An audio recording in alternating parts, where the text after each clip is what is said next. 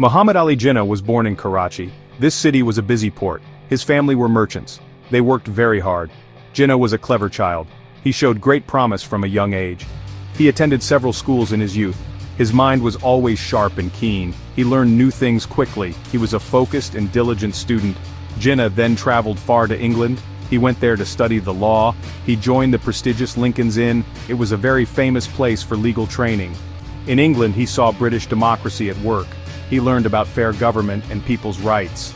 These new ideas shaped his thinking deeply. He applied himself fully to his studies.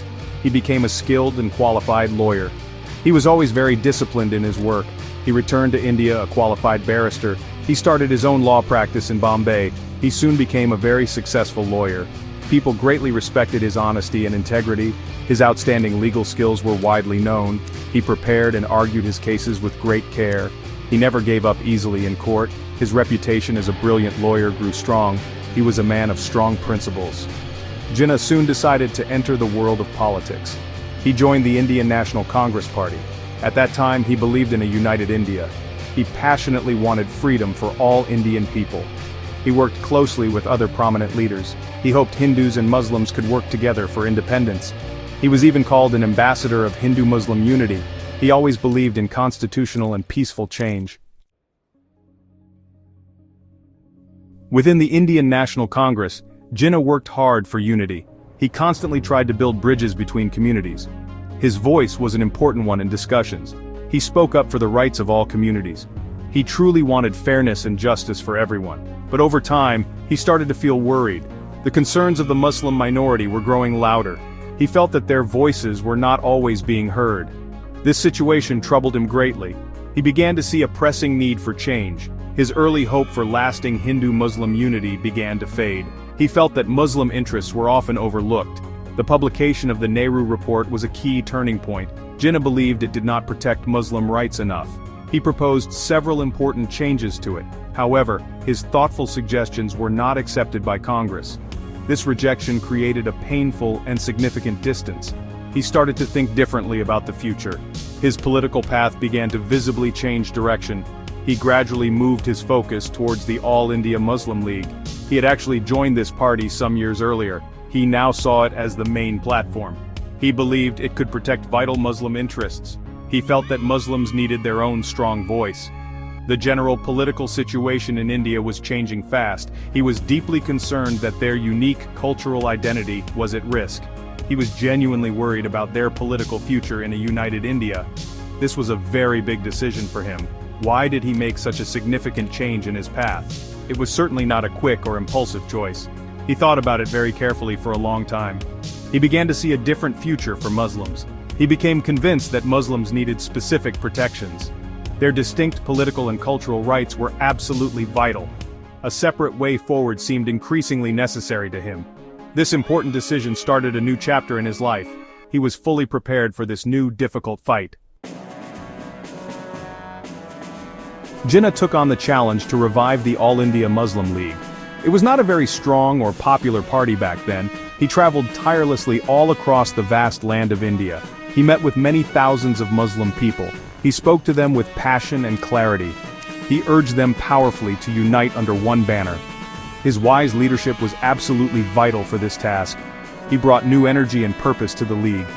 He gave real hope to millions of Muslims. They called him Quaid-e-Azam, their great leader. He faced many enormous challenges along this difficult path. The Indian National Congress strongly opposed his ideas. The ruling British government also had its own plans. Many influential people doubted the idea of Pakistan. They thought it was an impossible dream. But Jinnah remained incredibly firm and resolute.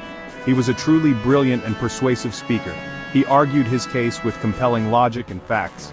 His personal resolve was as strong as steel. He never wavered or doubted his ultimate aim. During this critical period, Jinnah's health was unfortunately not good.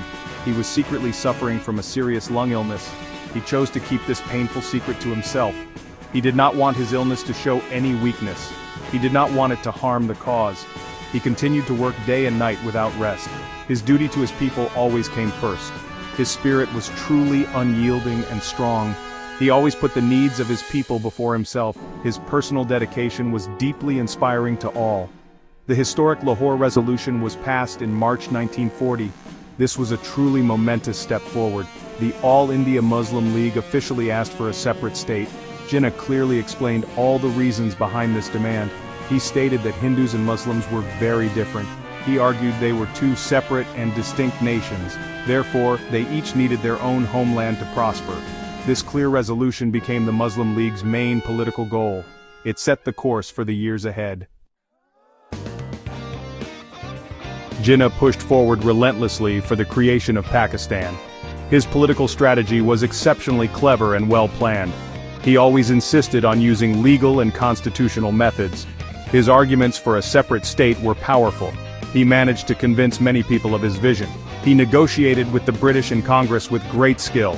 He showed remarkable patience during long, complex talks. He never once gave up on his cherished dream.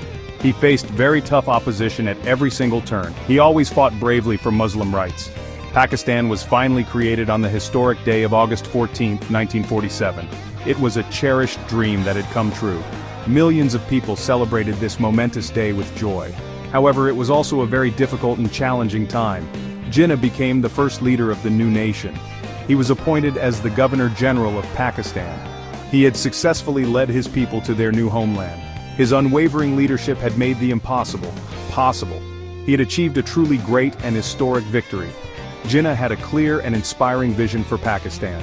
He wanted it to be a modern and progressive country. He often spoke of equality for all its citizens. Justice and fairness were very important to him. He strongly believed in religious freedom for everyone.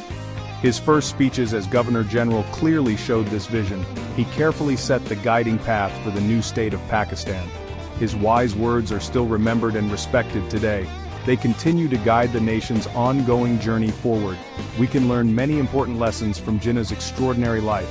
A very clear vision always has immense power. Strong, unwavering determination can achieve great goals. True leadership has the ability to inspire people. Jinnah's life showed that one single person can indeed change history. He teaches every one of us to be brave. We must always stand up for what is right and just. His remarkable legacy lives on strongly and continues to inspire.